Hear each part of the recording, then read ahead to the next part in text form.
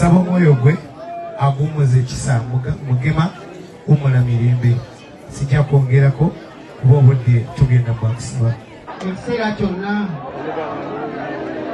Assalamu alaikum warahmatullahi wabarakatuh. Bannange nze sizze kwogera, nzize kwolekera muganda wange Mugema olw'enkolagana eyo gye twafunamu mu kibuga, ate nga eyasinga otugatta ne Mugema yali Hajaruuno oyo gwolaba. So neebaza nnyo obulamu bwe tusheyalinze ne Mugema, abadde musajja mulungi nnyo nnyo nnyo, tugenda mu misinga nnyo ffe mikwano gye.